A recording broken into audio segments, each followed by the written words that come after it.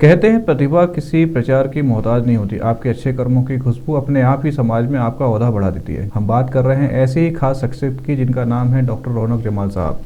अंतर्राष्ट्रीय स्तर पर मशहूर उर्दू और हिंदी भाषाओं के साहित्यकार डॉक्टर रौनक जमाल साहब को उनकी लघु कथा 40 आदमी के लिए विशेष रूप से सम्मानित किया जा रहा है और यह सम्मान समारोह संस्कृति विभाग छत्तीसगढ़ शासन और श्री चतुर्भुज मेमोरियल फाउंडेशन के संयुक्त तत्वाधान में मंगलवार को भिलाई में आयोजित किया जा रहा है। साहित्य के खास सफर पर मशहूर साहित्यकार डॉक्टर रौनक जमाल साहब ने स्वदेश 24 स्वयं संवाददाता दीपमाला सिन्हा से खास बातचीत करी, अपने अनुभव शेयर किए और साहित्य की बारीकों को भी समझाया। आज हमारे साथ मुख्य अतिथि के रूप में मौजूद हैं डॉक्टर रौनक जमाल जी, जो हिंदी और उर्दू साहित्य में काफ़ी विख्यात हैं, काफ़ी विश्व प्रसिद्ध है। इन्होंने कई रचनाएं की हैं हिंदी और उर्दू साहित्य के क्षेत्र में। अभी वर्तमान में इन्हें 10 दिसंबर को छत्तीसगढ़ शासन एवं श्री चतुर्भुज मेमोरियल सम्मान मिलने जा रहा है। आज वो हमारे साथ मौजूद हैं, बताएंगे कि वो जो उर्दू साहित्य उसके क्षेत्र में कितने वर्षों से जुड़े हैं और उन अपने साहित्य के बारे में भी हमें जानकारी देंगे।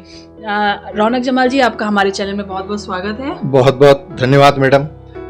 और सबसे पहले आपके बताता चलूं कि साहित्य की सेवा करते हुए मुझे 51 साल बीत गए। 51 सालों से मैं लगातार लिख और छप रहा हूँ। मेरी 26 पुस्तकें जो अलग अलग विधाओं की संग्रह है प्रकाशित हो चुके हैं। लघु कथा, अफसानचा, ड्रामा, बाल साहित्य, नावल, कहानियाँ, व्यंग, शायरी। और मेरे घर का माहौल जो था बचपन से ही साहित्यिक माहौल था। मेरे पिताश्री, मेरे दादाजी, उनके भाई वगैरह अच्छे कवि गुजरे हैं ये लोग। तो वो जो एक घर में माहौल था, और उस ज़माने में जब हम छोटे थे तो बाकायदा बाल पत्रिकाएं घर में आती थी, हमारे हाथ में दी जाती थी और हमसे पढ़वाया जाता था।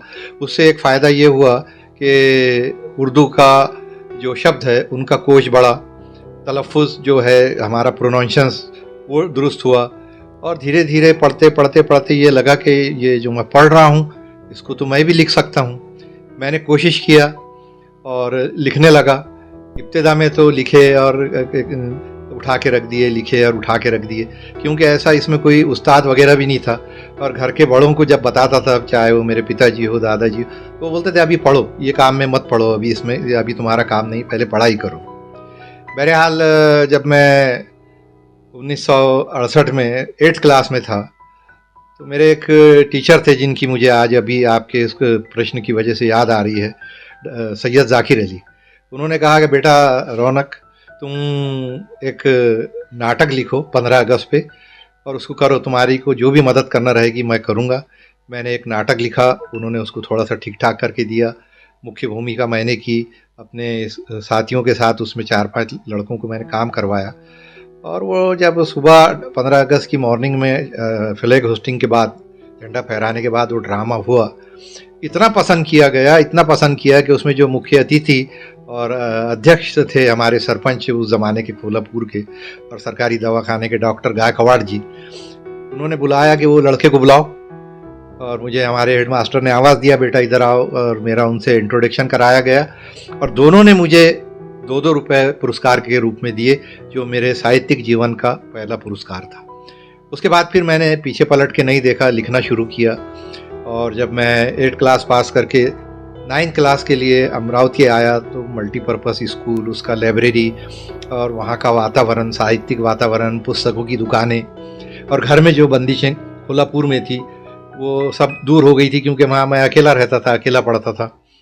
तो मैं लाइब्रेरी से भी किताबें लेता था, टीचर्स से भी अपने डिस्कस करता था और ख़रीद के भी लाता था। और फिर धीरे धीरे मैंने छपने के लिए इधर उधर भेजना शुरू किया। अक्टूबर 1972 में मेरी पहली लघु कथा बम्बई महाराष्ट्र से पब्लिश होने वाले रोज़नामा इनकलाब में इंटरव्यू के नाम से प्रकाशित हुई थी। और उसी को मैं अपना साहित्यिक जीवन मानता हूँ कि मेरा जन्म हुआ था, मैं साहित्यिक जीवन मानता हूँ 1972 को। और अभी लिखते और छपते मुझे 51 वर्ष हो चुके हैं। मेरी 26 पुस्तकें आ गई हैं, जिसमें से 8 बाल साहित्य है बाकी, और हर विधा पे मैंने लिखा है। ऐसा नहीं कि सिर्फ बाल साहित्य लिख रहा हूँ या कहानी ही लिख रहा हूँ या ड्रामा ही। उर्दू भाषा में जितनी विधाएं हैं, जितनी सिनफें हैं, सब पे लिखा हूँ। बल्कि एक खुशी की बात और एक नया बड़ी चौंकाने वाली बात आपको बता रहा हूँ कि 2016 में मेरे दिमाग में आया, इसी एक मैं कॉन्फ्रेंस में गया हुआ था दिल्ली, और वहाँ पे लोगों का ज़्यादा जोर यही था कि आज सभी भाषाओं के पाठक ख़त्म होते जा रहे हैं। उसकी वजह भी उन लोगों ने सबने बताई ये है, तो मैंने भी उस पर बात किया। मेरे से भी वहाँ के टीवी और पत्रकारों ने पूछा कि जमाल साहब ये बताइए कि आज पाठकों का कम होने का क्या वजह है। तो मैंने बताया, आज की शिक्षा, स्टूडेंट के पीठ पर इतना बोझ लाद दिया गया है, और वो सुबह उठता नहीं है तो स्कूल जाना है, स्कूल से लौटता नहीं है तो ट्यूशन को जाना है, एक ट्यूशन से वापस नहीं आया कि दूसरी ट्यूशन को जाना है, शाम को बैठ के माँ बाप के साथ में होमवर्क करना है। वो कब पढ़ेगा साहित्य? और माँ बाप भी नहीं चाहते कि उनका बच्चा किसी भी पत्रिका को हाथ में लेकर अपना समय बर्बाद करे, मना कर दिया जाता है। मगर हमारे ज़माने में पढ़ाया जाता था, जैसे मैंने पहले भी बताया। तो मैंने सोचा कि क्यों ना बच्चों के लिए भी ऐसा साहित्य लिखा जाए कि बड़ी बड़ी कहानियाँ ना हो, और आज जो टेक्नोलॉजी का ज़माना है वो भी उसमें हो कि बच्चे उसको दिलचस्पी से पढ़ें। तो मैंने ये सोचा कि जिस तरीके से आज साहित्य में, चाहे वो हिंदी भाषा हो, उर्दू हो या कोई भी, लघु कथा सबसे ऊपर है आज। उसकी वजह है कि शॉर्ट है, थोड़े समय में आदमी पढ़ लेता है और इंजॉय करता है उसको। तो मैंने भी बच्चों के लिए वैसी कहानियाँ लिखा, छोटी छोटी, और जब उसको प्रकाशित होने के लिए भेजा तो बाल साहित्यिक जो पत्रिकाएं निकलती है उन्होंने उसको पब्लिश भी किया। तो मैंने सोचा कि क्यों ना मैं इस विधा को एक नया नाम भी दूं। तो जैसा ही हम बातचीत करते हैं और कोई बड़ी सीरियस बातचीत चल रही, और कोई अगर छोटी बात कर देता है तो हम बोल देते हैं, क्या बचकाना बात कर रहे हो। तो मैंने सोचा कि ये विधा का नाम बचकांचा होना चाहिए, क्योंकि छोटी छोटी और बच्चों की स्टाइल की कहानियाँ हैं, बच्चों की सोच की और बच्चों की लेवल की कहानियाँ हैं। तो उसको क्या है कि जो मासिक पत्रिकाएं, जो भी गुलबूटे है, अदब इत्फाल है, बच्चों की दुनिया है, उमंग है, हिलाल है, इनके जो संपादक है उन्होंने भी उसको एक्सेप्ट किया कि आपने बहुत अच्छा नाम दिया, और डिमांड आ गई, लिखने लगा। तो मेरी उसमें सबसे पहले जो है 2019 में एक इसमें इंटरनेशनल सेमिनार हुआ दिल्ली में, गुलबूटे वाले फारूक सैयद साहब ने कराया। तो मैंने सोचा कि इसको इंटरनेशनल लेवल पे इस विधा को पहुंचाने का सबसे आसान तरीका है, मैंने कहानियों को सेलेक्ट किया, 60 बाल कथाएं उसमें से बचकांचे मैंने निकाले, और जब उसका मैं नोट लिखने के लिए बैठा तो देखा कि हर बाल कहानी के इसमें बचकांचे में 2 ही कैरेक्टर है, और बाप और बेटे। तो मैंने इस किताब का नाम रख दिया अब्बा जान, और वहाँ पे 5 दिवसीय इंटरनेशनल सेमिनार में दिल्ली यूनिवर्सिटी में इसका मैंने विमोचन कराया। 1000 पुस्तकें एक झटके में निकली है। सब लोग चाहते थे कि बचकांचा क्या चीज़ है, इसको पढ़ना चाहिए। फिर बाद में दूसरा एडिशन आया, तो दूसरा एडिशन को भी लोगों ने बहुत पसंद किया, और अभी बहुत जल्दी तीसरा एडिशन आने वाला है।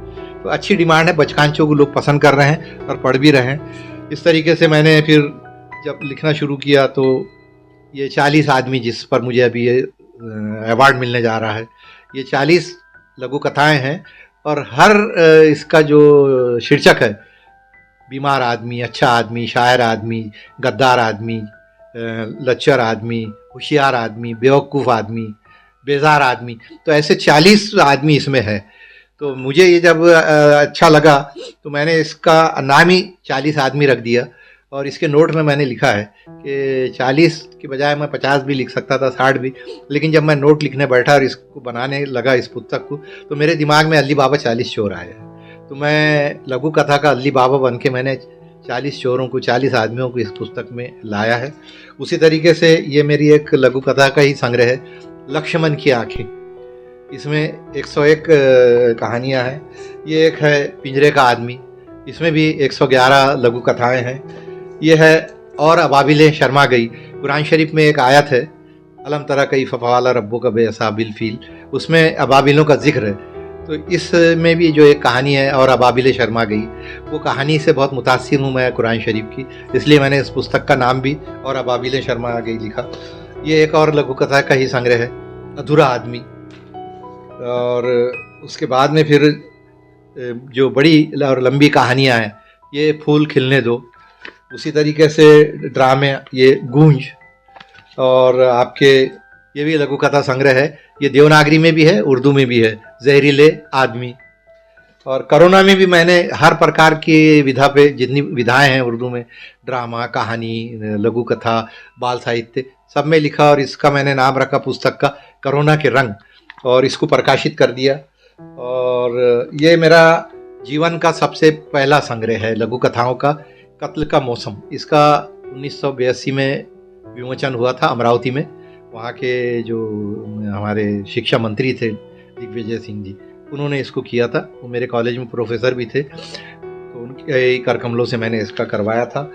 उसके बाद में जब समय जैसा जैसा आगे बढ़ा, तो सबसे पहले एक तिमाही पत्रिका है रंग, इन्होंने मुझ पे अंक निकाला। उसके बाद में मालेगांव से एक पत्रिका निकलती है बेबाक, उन्होंने मुझ पे अंक निकाला।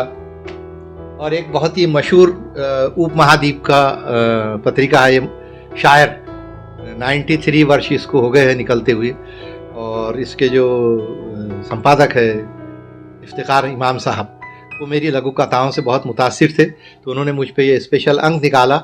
और हर साल मेरी 25 मई को बर्थडे है आती है, तो वो मई का जो अंक होता है उसको लघु कथा का वो एक अंक बना करके निकालते हैं, और बहुत पॉपुलर हो गया है ये शायर उस वजह से।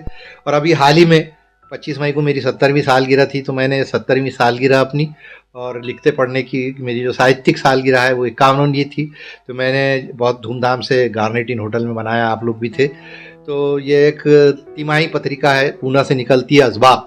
इसके संपादक है नज़ीर साहब, उन्होंने स्पेशल अंक निकाला। ये भी एक मेरे लिए बहुत बड़ा अचीवमेंट है। उसी तरीके से मैंने बताया कि मैं कुछ ना कुछ, तो ये मेरे गाजर घास पे एक रिसर्च वर्क किया है, गाजर घास ग्रीन कैंसर, और इसी पे मुझे इंदिरा गांधी प्रियदर्शनी अवार्ड मिला था दिल्ली से। और उसके बाद में फिर बाल साहित्य पे मेरा बहुत अलग काम है, तो मैंने बाल साहित्य के लिए भी नाटक लिखे, एक परेशान बाकी अनजान। उसी तरीके से मैं ये अब्बा जान का दूसरा एडिशन, ये पहला एडिशन, बच्चों के लिए जो मैंने कहानियाँ लिखी, सांपों की दुनिया, मेंढक की वफादारी, लाल किताब, ईद के दिन का बादशाह, ये जंगल में जो बजूके होते हैं खेतों में लगाते हैं, ये वर्ल्ड रिकॉर्ड है। ये भी मैंने इसमें 15 कहानियाँ बजूके पे लिखी है, और इसको चालाक बजूके के नाम से पब्लिश करवाया। इसको बिहार उर्दू एकेडमिक से अवार्ड मिला है। और बच्चों के लिए एक मैंने उपन्यास लिखा है, चांद किनारे। एक बच्चे को दूसरी दुनिया में भेजा, और उसको उठा के उड़न तश्तरी जो आती है वो लेकर चली जाती है। एक साल वो बच्चे पे वहाँ रिसर्च करते हैं, और एक साल बाद लाके छोड़ते हैं। बच्चा भारत लौट के कहानी सुना रहा है कि उसने दूसरी दुनिया में क्या देखा। इसी तरीके से ये भी कहानियों का ही संग्रह है। इसमें छोटा पुलिस वाला चूँकि एक बहुत अच्छी कहानी है, तो मैंने इस पुस्तक का नाम भी छोटा पुलिस वाला रख करके पब्लिश करवाई है। और सैकड़ों कहानियाँ और अफसाने और लघु कथाएँ, और ये जैसा कि अभी लास्ट ईयर दिसंबर में शोलापुर की गालिब एकेडमी ने नाटक लेखन कंपटीशन करवाया था राष्ट्रीय स्तर का, उसमें मैंने भी अपनी एक नाटक भेजा था, करुणा अदालत में, और इत्तेफाक से 48 लोगों ने एंट्री ली थी। मुझे पहला पुरस्कार मिला 15,000 रुपये, और वो शील्ड भी आप रखी हुई देख रहे, और शॉल सर्टिफिकेट वगैरह मिला था। तो ऐसा लिखने लिखाने का सिलसिला शुरू है। और दिमाग में जब भी लिखने बैठता हूँ तो एक ही चीज़ रहती है कि जो भी लिखना है अच्छा लिखना है। और एक जिम्मेदारी हो गई है इस स्तर पे पहुँच करके, क्योंकि गाइड से मिलना, और जो मुझे उसके लिए पुस्तकें वगैरह चाहिए था नहीं मिलती थी, तो यानी ऐसा लगता था कि मेरा टाइम ख़राब हो रहा है, तो मैंने वो छोड़ दिया और पोल्ट्री के बिज़नेस में लगा। आज अल्लाह का करम है कि मेरे पास में ब्रॉयलर फार्म भी है, लेयर फार्म भी है। लेकिन जब मैं नेशनल लेवल पे सेमिनार्स में जाता था, और जब मुझे, क्योंकि मैं सभी विधाओं पे लिखता हूँ, तो मुझे स्टेज पर बैठाया जाता था, मैं आलेख पढ़ता था, मकाला पढ़ता था, और जब अनाउंसमेंट होता था तो पता लगा कि 10 लोग स्टेज पर बैठे हैं, तो 9 लोग को बुलाया गया, उनके नाम के आगे डॉक्टर लगा हुआ है, और मेरा नाम का अनाउंसमेंट होता था तो रौनक जमाल। तो मुझे लगने लगा था कि मैंने गलती किया, मुझे भी पीएचडी करना चाहिए था। लेकिन पीएचडी मेरी किस्मत में थी। मेरे 51 वर्ष के साहित्यिक काम को देखते हुए अमेरिका की हैती यूनिवर्सिटी ने मुझे पीएचडी की डिग्री दी है।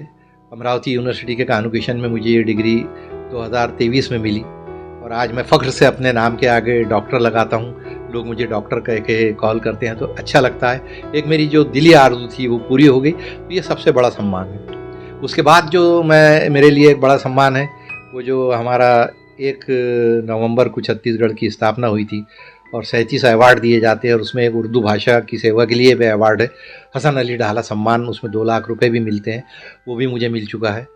मध्य प्रदेश का एक बहुत बड़ा अवार्ड है शादा इंदौरी अवार्ड, वो राष्ट्रीय लेवल पे दिया जाता है, उसमें भी पुरस्कार राशि भी है, शील्ड भी है, वो भी मुझे मिल चुका है।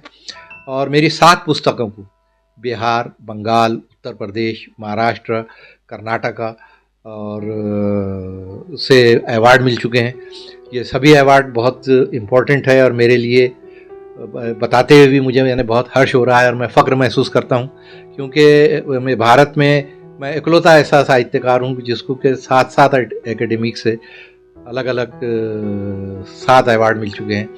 ये भी एक बहुत अच्छा क्षण है। उसके अलावा भारत के अंदर हिंदी उर्दू की बहुत सी बड़ी बड़ी संस्थाएं हैं, वो भी मुझे बुलाती हैं, सम्मानित करती हैं, जैसा कि यही अभी 10 दिसंबर को जो सम्मान मुझे बहुमत सम्मान मिलने जा रहा है। तो बुला के लोग, क्योंकि मेरी नहीं, मेरे साहित्य की, मैंने जो अपना साहित्य को 51 साल दिए हैं उसको सम्मानित करते हैं वो। और उस तरीके वो जब मैं सम्मानित होता हूँ तो साहित्य भी सम्मानित होता है और मेरी भाषा भी सम्मानित होती है, मातृभाषा भी सम्मानित होती है। और आजकल तो मैं हिंदी में भी लिख रहा हूँ तो हिंदी भाषा भी सम्मानित होती है।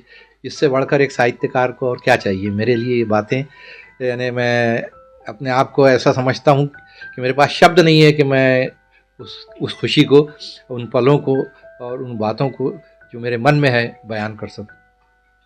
डॉक्टर साहब, आपने तो इतने सारे सम्मान हासिल किए हैं, इतने लंबा सफ़र आपने उर्दू और हिंदी साहित्य को दिया है, लेकिन जहाँ तक अभी का जो समय आ रहा है, क्या आपको लगता है कि उर्दू और हिंदी साहित्य कहीं दब के ना रह जाए मोबाइल और ये फिल्मी दुनिया के चक्कर में? बिल्कुल, ये जो अभी मोबाइल, आईपैड, लैपटॉप आ गए हैं तो बच्चे लोग क्या है कि उधर ज़्यादा ध्यान देने लगे। हम जैसा बचपन में पत्रिका निकलती भी थी, आज जब हम छोटे थे या अभी 20 साल पहले जब तक कि ये मोबाइल वगैरह नहीं आया था, इतनी हिंदी और उर्दू में बाल पत्रिकाएं भी निकलती थी। जी, मैं आपको रोकना चाहूँगी, मैंने भी खुद, जब हमारे पास गर्मियाँ छुट्टी होती थी तो कॉमिक्स पढ़ते थे हम, उसकी जो कहानियाँ थी ना, हाँ। हम लोग इंतजार करते थे कि कब छुट्टी लगे तो हम कब कॉमिक्स लेके आए। लेकिन अभी ऐसा हो गया है कि लोग पढ़ना ही भूल गए हैं। हमारा तो ये हाल था कि हम घर में जब पढ़ते थे तो पढ़ाई के टाइम में पढ़ाई करने का बोलते थे, लेकिन पता लगा कि खिलौना पत्रिका आ गई है तो उसमें इतनी अच्छी कहानियाँ होती थी तो हम मम्मी डैडी को छुपा के अपने पुस्तक में रख के पढ़ते थे उसको रात को। तो क्या लगता था कि ये स्कूल की पढ़ाई कर रहे हैं, एक्चुअली हम वो खिलौना पढ़ते थे, हम गुब्बारा पढ़ते थे, हम कलियाँ पढ़ते थे, हम हिलाल पढ़ते थे। तो शौक़ था और उसी शौक़ ने आज इतना बड़ा मुकाम अता कर दिया है कि और आज जो है ना, ये बिल्कुल आपने सही बताया कि मोबाइल, आईपैड और लैपटॉप के बीच में साहित्य दब गया है। मगर खुशी की बात ये है, ये लोग ये बोलते हैं कि अब उर्दू भाषा भी ख़त्म, हिंदी भी ख़त्म, साहित्य भी ख़त्म। बिल्कुल नहीं। क्या है कि चाहे वो यूट्यूब हो या गवर्नमेंट ऑफ इंडिया का एक बहुत बड़ा चैनल है रेख्ता, उन्होंने पुराने भी साहित्यकारों की और नई भी साहित्यकारों की पुस्तकों को रेख्ता में डाल दिया है। इसी तरीके से हिंदी के भी पुराने और नए साहित्यकारों को यूट्यूब में और इधर उधर इतना लोड कर दिया गया है कि जो बच्चों को साहित्य से थोड़ी भी दिलचस्पी है या जिस लेखक को वो पढ़ना चाहते हैं, खोलते हैं तो उनको अपने मनपसंद का मवाद पढ़ने के लिए मिल जाता है। मेरी खुद ये 26 किताबों से 17 किताबें मेरी रेख्ता में हैं। और ख़ास तौर से जो लोग, जैसा मैं तो अभी पीएचडी मेरी मिली है पिछले साल, लेकिन मुझ पर 6 लोग पीएचडी की डिग्री ले चुके हैं। उसमें कश्मीर के भी है, कलकत्ता का भी एक लड़का है, अमरावती का एक लड़का है, नागपुर की है, एक हैदराबाद की लड़की है। तो उनको यानी कहाँ से मिला, ये रेख्ता से उन्होंने पुस्तकें उठाई है, खोली है और तब पढ़ी है कुछ चीज़ें। फिर वहीं से मेरा एड्रेस मिला, उन्हीं पुस्तकों से मेरा मोबाइल नंबर मिला और उन्होंने मुझसे कांटेक्ट किया और लिखा है जो भी मेरे बारे में लिखा है। तो मैं समझता हूँ कि किताब कॉपी जो थी, पुस्तक जो थी, वो पुराने किस्म का घाघरा चोली थी। और अब ये जो लैपटॉप और मोबाइल और आईपैड वगैरह ये जो आ गया, ये मॉडर्न ड्रेस है। तो साहित्य तो पुराना ही है, मगर वो मॉडर्न तरीके से लोग पढ़ रहे हैं उसको। वो पुस्तक या मासिक पत्रिका घर में आती थी तो वो दिखती थी। अभी आज का जो पाठक है, चाहे वो बाल पाठक हो या बड़ा पाठक हो, वो पढ़ रहा है लेकिन आपको दिखता नहीं है, क्योंकि उसको मोबाइल खोल के पढ़ रहा है तो आपको लगता है कि रील देख रहा है, या लैपटॉप खोल के पढ़ रहा है तो आपको लगता है कोई काम कर रहा है। मगर जिनको साहित्य से थोड़ी भी दिलचस्पी है तो वो उसको पढ़ रहे हैं, देख रहे हैं। बल्कि अमेरिका में जो बैठा है, इंग्लैंड में जो बैठा है, सऊदी अरब में जो बैठा है, जो यहाँ मासिक पत्रिका या तिमाही पत्रिका शाया होती थी, वहाँ रह के नहीं पढ़ पाता था, लेकिन आज वो एक बटन मोबाइल का दबाता है तो उसको यहाँ की पत्रिका मिल जाती है। वो लैपटॉप खोलता है तो उसको दुनिया के किसी भी देश में बैठा हुआ है। तो साहित्य पहले सिर्फ भारत तक या उपमहाद्वीप तक सिकुड़ा हुआ था। ये नए जो उपकरण आ गए, इनकी वजह से साहित्य पूरे विश्व में 202 देशों में बैठ के कहीं भी पढ़ सकते हैं। तो मुझे नहीं लगता कि साहित्य की मौत होने वाली है, बल्कि साहित्य अब काफ़ी बुलंदी पे चला गया है।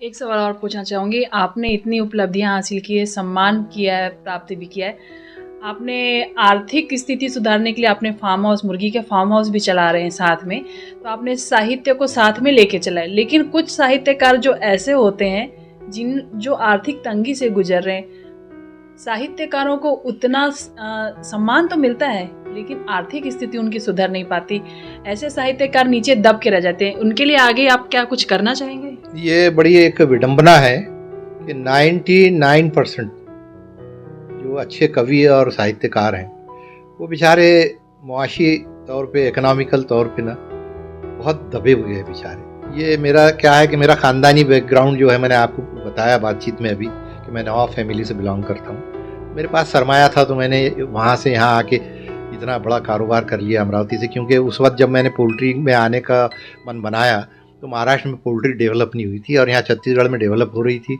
यहाँ सब्सिडी थी, यहाँ साधन थे, इसलिए मैं अपना शहर, अपना प्रदेश छोड़ के यहाँ आके मैंने ये काम किया। मगर क्या है कि जैसा मैंने कहा कि बड़ी विडंबना है कि बड़े जो साहित्यकार और कवि हैं उनके जो इकोनॉमिकल पोजीशन होती है वो कमज़ोर होती है। अब एक आदमी के करने से तो कुछ होगा नहीं। अब सरकारें कर रही है, जैसा ये हमारी प्रदेश की सरकार हर साल एक साहित्यकार को 2 लाख रुपए का इनाम देती है। तो अपने जीवन को सुधारने के लिए, अपने आप को इस्टेब्लिश करने के लिए 2 लाख रुपए की राशि एक बहुत बड़ी होती है। अगर इसको ये सोच लिया जाए कि अगर वो कोई 10 लाख रुपए का कोई काम करना चाहता है तो 2 लाख रुपए बैंक में डाले तो 20% बैंक को जो सब देना पड़ता है राशि, 80% बैंक दे देती है, तो अच्छा काम कर सकते हैं। मगर साहित्यकार की जो इतना अच्छा वो लिखता है ना, इतना अच्छा खुद के जीवन पे, खुद के परिवार के बारे में वो ध्यान नहीं दे पाते हैं। और जो अच्छे है कुछ ऐसे साहित्यकार के जो अपने परिवार के बारे में भी सोचते हैं। तो आज यानी हमारे प्रदेश को बने हुए 24 साल हो गए, तो 22 लोगों को 2-2 लाख रुपए मिल चुके हैं। और उन्होंने अगर वाकई में ढंग से काम किए होंगे तो आज वो भी सुखी होंगे, उनका परिवार भी सुखी होगा। और ऐसी बहुत सारी भारत में प्रदेशों में उर्दू एकेडमियाँ हैं जो ऐसे पुरस्कार दे रही है, कर रही है, और कवियों और शायरों की मदद भी करती है। बहुत ही ये अच्छा कवि है और उसके पास में पैसा नहीं है कि वो अपना संग्रह लाए, तो संग्रह भी प्रकाशित करके दे रहे हैं 40-50 हज़ार रुपये खर्चा करके। और एक उर्दू में तो है, कम से कम कौमी उर्दू काउंसिल बम्बई में एक बहुत बड़ा अदारा है, वो उर्दू के साहित्यकारों और कवियों की काफ़ी हेल्प करते हैं किताबों के सिलसिले में, सेमिनारों के सिलसिले में, और कुछ अगर करना चाहे तो उसमें भी उनकी मदद वो करते हैं। और रास्ता मालूम होना चाहिए। मुख्यमंत्री के पास में भी एक बहुत बड़ा फंड होता है, बैंकों के पास एक बहुत बड़ा फंड होता है। साहित्यकार जाके अपना बताए कि मेरा ऐसा काम है और मुझे मिलना चाहिए। अभी एक 2 साल पहले की बात है, एक सरदार खान करके हैदराबाद के साहित्यकार है, उन्होंने एक बच्चों के लिए उपन्यास लिखा, अल्लाह मियाँ का कारखाना। वो हिंदी में भी आया और इतना पॉपुलर हुआ कि बैंक ऑफ बड़ौदा ने उनको उर्दू में लिखा तो 15 लाख रुपए दिए, और जिसने उसका हिंदी में अनुवाद किया उसको 10 लाख रुपए दिए। 2 साहित्यकारों के जीवन सफल हो गया कि नहीं? तो है इसमें, जैसा अक्सर लोग बोलते हैं कि साहित्यकार कागज़ काले करते रहते हैं, कोई काम की बात नहीं है, गलत बात है। साहित्यकार जो समाज में देखता है वो लिखता है, जैसा मेरी जो आप पढ़ोगे पूरी पुस्तकें, तो रोमांटिक मैंने नहीं लिखा कभी। कई मर्तबा मुझसे इंटरव्यू में पूछा भी गया कि जमाल साहब आप अक्सर कहानियाँ वगैरह में भी जो है तो समाज को ही टारगेट करते हो, रोमांस क्यों नहीं? रोमांस पे तो बहुत 100 में से 99 लोग लिख रहे हैं, मगर मैं समाज की दुखती रग पे उंगली रखने की कोशिश करता हूँ कि अगर मेरी पुस्तक 500 कॉपी और उसको 2500 लोग पढ़ रहे हैं और एक भी आदमी उससे मुतासिर हो गया, मेरा लिखना सफल हो गया। जी, आपने तो इतनी सारी लिखी हैं कविताएं, इतनी सारी रचनाएं लिखी हैं उर्दू में, हिंदी में। एक माँ के लिए तो खैर उसके बच्चे सभी, जितने बच्चे होते हैं सभी प्यारे होते हैं, लेकिन एक जो खास होता है जिसे देख के लगता है कि हाँ ये मैंने लिखा है तो मुझे, मेरा ही लिखा हुआ है, मुझे यकीन नहीं हो रहा कि मैंने इतना अच्छा लिखा है, और वो जो काफ़ी दिलचस्प रहा हो, काफ़ी ज़्यादा चला हो, ऐसे कौन सी रचना है आपकी? खैर बिल्कुल सही कहा आपने कि मेरी तो सभी रचनाएं भी जो है और जो मेरे संग्रह भी है सब एक से बढ़कर एक है, लेकिन मुझे इसमें सबसे ज़्यादा अगर पसंद है, क्योंकि उर्दू में 900 साल हो गए उर्दू भाषा को, यहीं हिंदुस्तान में पैदा हुई उर्दू भाषा, यहीं पली बड़ी और फली, और वही विधाएँ थी, शायरी थी, नज़म थी, नात थी, अफसाना थी, कहानी थी, ड्रामा था, तंज़ो मिज़ा था। लेकिन मैंने चूँकि ये जो एक नई विधा उर्दू साहित्य को दिया है, बचकान चाहिए, बड़ी फ़ख्र की बात है और मुझे बहुत अच्छा लगता है। जहाँ तक गर्व करने की बात है कि जैसा मैंने अभी आपको बताया कि मैंने बजुकों पे कहानियाँ लिखी और एक वर्ल्ड रिकॉर्ड बनाया कि 15 कहानियाँ हैं उसमें और सबकी सब बजुकों के ऊपर है। किधर गई?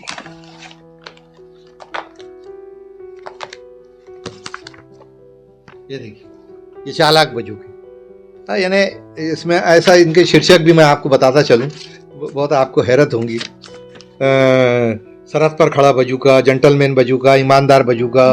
बजूका मतलब ये जो खेत में एक ऐसा डंडा, एक खड़ा डंडा, एक आड़ा डंडा, और उसको मटका पहना देते हैं और एक आधा पुराना फटा पुराना शर्ट पहना के आँख नाक बना देते हैं, तो पक्षी देख के डर के उड़ जाते हैं, उसको बिजोगा बोलते हैं। ये देखिए, जी जी जी, ये फोटो उसकी बिजोगा की है। तो ऐसे इसमें यानी 15 तो ये एक ही इसको लेकर के, मगर हर कहानी अलग अलग है, तो ये भी बहुत ज़बरदस्त काम है। उसके बाद में 40 आदमी जो आपको बताया, ऐसे 99 लोग लिख रहे हैं, मगर मैं समाज की दुखती रग पे उंगली रखने की कोशिश करता हूँ कि अगर मेरी पुस्तक 500 कॉपी और उसको 2500 लोग पढ़ रहे हैं और एक भी आदमी उससे मुतासिर हो गया, मेरा लिखना सफल हो गया। जी, आपने तो इतनी सारी लिखी हैं कविताएं, इतनी सारी रचनाएं लिखी हैं उर्दू में, हिंदी में। एक माँ के लिए तो खैर उसके बच्चे सभी, जितने बच्चे होते हैं सभी प्यारे होते हैं, लेकिन एक जो खास होता है जिसे देख के लगता है कि हाँ ये मैंने लिखा है तो मुझे, मेरा ही लिखा हुआ है, मुझे यकीन नहीं हो रहा कि मैंने इतना अच्छा लिखा है, और वो जो काफ़ी दिलचस्प रहा हो, काफ़ी ज़्यादा चला हो, ऐसे कौन सी रचना है आपकी? खैर बिल्कुल सही कहा आपने कि मेरी तो सभी रचनाएं भी जो है और जो मेरे संग्रह भी है सब एक से बढ़कर एक है, लेकिन मुझे इसमें सबसे ज़्यादा अगर पसंद है, क्योंकि उर्दू में 900 साल हो गए उर्दू भाषा को, यहीं हिंदुस्तान में पैदा हुई उर्दू भाषा, यहीं पली बड़ी और फली, और वही विधाएँ थी, शायरी थी, नज़म थी, नात थी, अफसाना थी, कहानी थी, ड्रामा था, तंज़ो मिज़ा था। लेकिन मैंने चूँकि ये जो एक नई विधा उर्दू साहित्य को दिया है, बचकान चाहिए, बड़ी फ़ख्र की बात है और मुझे बहुत अच्छा लगता है। जहाँ तक गर्व करने की बात है कि जैसा मैंने अभी आपको बताया कि मैंने बजुकों पे कहानियाँ लिखी और एक वर्ल्ड रिकॉर्ड बनाया कि 15 कहानियाँ हैं उसमें और सबकी सब बजुकों के ऊपर है। किधर गई?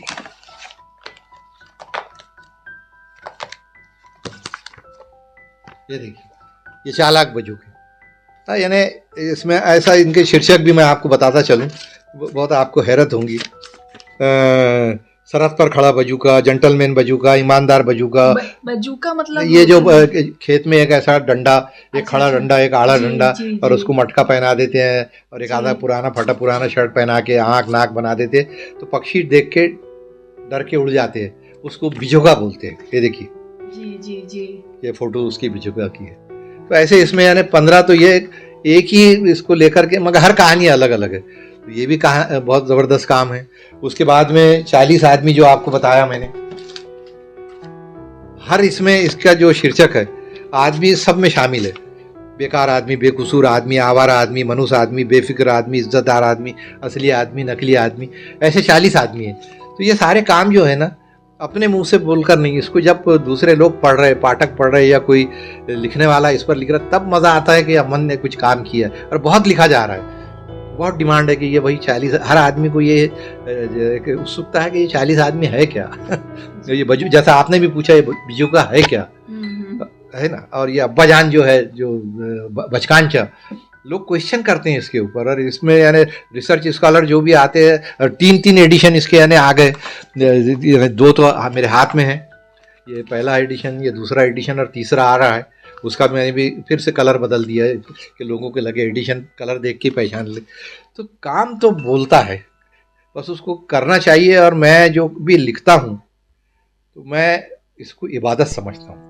जैसा नमाज है ना, कैसा उसको यानी बिल्कुल साफ़ सुथरा, नीट क्लीन हो गए, तो ऐसा मैं भी चाहता हूँ, इसको इबादत समझ के लिखता हूँ। तो अच्छा लिखने की कोशिश करता हूँ जिसको पढ़कर समाज का फ़ायदा हो। अलूल जलूल लिख के तो कोई मतलब नहीं है। जी बहुत बहुत धन्यवाद। लेकिन अंत में हम चाहेंगे कि हमारे दर्शकों के लिए आप उर्दू में एक शायरी या एक कविता सुना दें, ताकि हमारे दर्शक भी खुश हो जाएं। हाँ ज़रूर।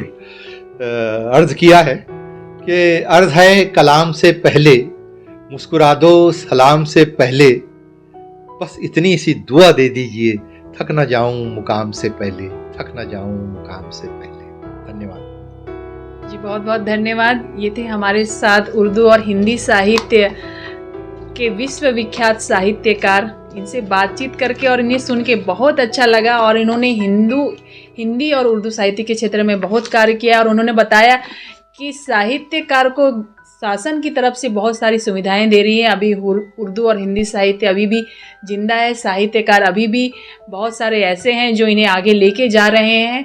और इन्हें आगामी 10 दिसंबर को जो सम्मान मिलने जा रहा है, उसके लिए हम इन्हें बहुत बहुत बधाई देते हैं। और हम आशा करते हैं कि ये आगे भी उर्दू और हिंदी साहित्य के क्षेत्र में अनेक रचनाएं लाएं, चाहे वो बच्चों के लिए हो, चाहे बड़ों के लिए हो। हम इन्हें बहुत बहुत इनका धन्यवाद देते हैं और आभार व्यक्त करते हैं। स्वदेश 24/7 के लिए दुर्ग से मैं दीपमाला सिन्हा।